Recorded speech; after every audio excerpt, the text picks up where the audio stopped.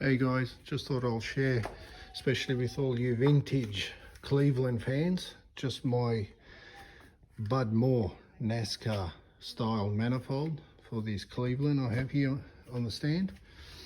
Now this was specially developed for the Bud Moore racing team, the NASCAR racing team back in 72, 73. And this particular manifold was casted by Buddy Bar, specifically for Bud Moore. And yeah, it's a 4V Clevo cross ram style manifold. Basically, it's a tunnel ram laid over just to meet the NASCAR height rules and things like that. So yeah, it's a pretty rare piece. It's I believe worth a lot of money. There's one up listed up now, which is the first one I've seen listed, and it's up about $3.5 grand US, which is about $5 grand our Aussie money. That's my vintage Predator race carb on there. You guys will probably remember that. They were a good thing back in the 70s, 80s, and even early 90s. That's my vintage Mickey Thompson Cleveland rocker covers, original Formoco Ford Motorsport breather cap and all that. These are 4V closed chamber heads. I used to have on my old 10-second race engine back in the days. We're talking 20 plus years ago. They're just 4V ports being cleaned up, no bog, none of that crap.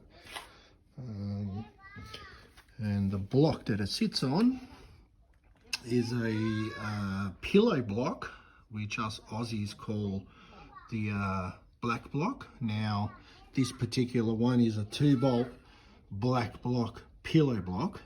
It's not the XE prefix NASCAR block.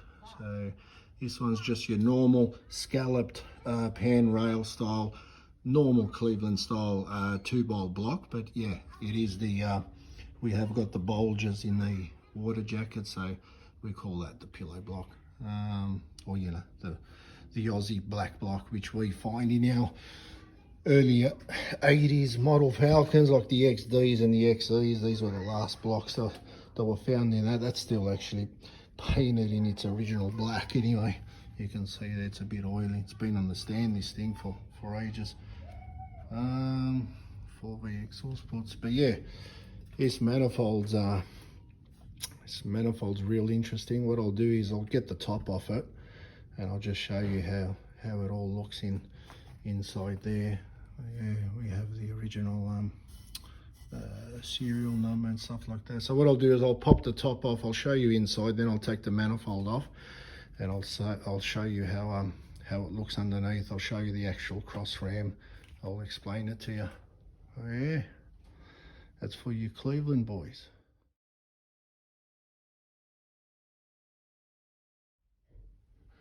All right, guys, that's with the top off it. So as I said before, it's more of a cross ram, like a laid over tunnel ram.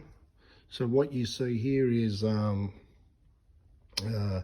you'll see one inlet that runs under there that feeds that port, and vice versa. Then that inlet will run over here and run that port.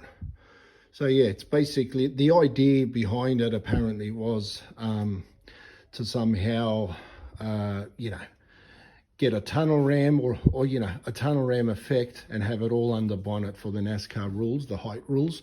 So that's what they come up with. Now, there's been a lot of, you know, talk and stuff like that online saying these manifolds, you know, these intake manifolds, that don't work for street use. There's a lot of pooling around here that goes on, and you know, it's not so much for street use.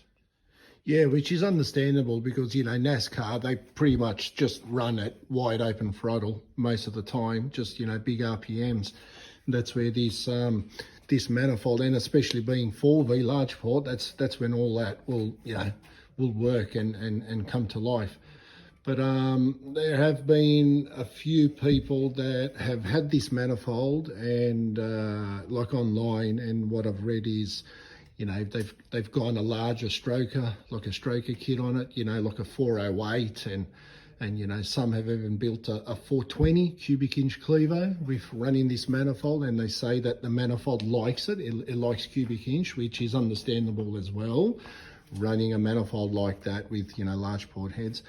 My plan with this is, you know, to still keep it all under 400 cubic inch, but just rev the thing, you know, 7.5, 8,000 RPM, and that's where I'll think that manifold would probably work, or should work. All right, so there's just another shot of the port. It shoots straight down there to the other side, feeds that head over there, and so forth. So yeah, they're pretty consistent runners. I've checked them out, and like I said, it's been casted by Buddy Bar, which did all the hypo stuff back in the days for all the, you know, for all the manufacturers and for all the race teams and that. So the casting's pretty good. It's consistent, it's strong and that. This thing even has the original one-piece gasket still on there, which I think is amazing. But yeah, that's a top view. I'll pull that off, and I'll show you how it looks underneath. All right, guys, so here's the underside of that intake. There you go there, casted by Buddy Bar. Yeah, the manifolds, you can tell it's a good casting job. It's nice and solid. It's actually real heavy. You can tell here, even by, you know, the flange plates, they're all nice and solid. There's plenty of meat there. The port, oh, I can't even lift this thing. The port runners are nice and consistent. You can see there. And you know, this one hasn't been abused, it hasn't been, you know, port matched or anything like that. So it's good, nice and original, plenty of meat there. But yeah, as you can see, so in the top side behind there, so that'll be the plenum. So, you know, your runner, your intake port will come in and feed that head. So does that one, and then that one feed that side. That one there feeds that side. So you can see what I'm talking about. It's like you know, long runners, a bit of a plenum going on there.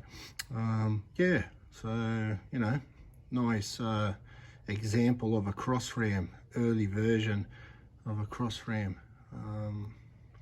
Yeah.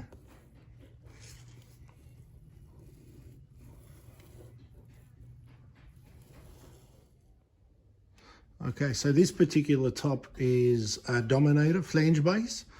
So that's, I'm pretty sure that's the particular one used in the NASCAR. I have read online that they made a few different style of tops back in the day, like a 6-shooter and a dual Holly 4-barrel one. But this particular one, from what I can gather, is the most desirable, the most rarest top on this intake.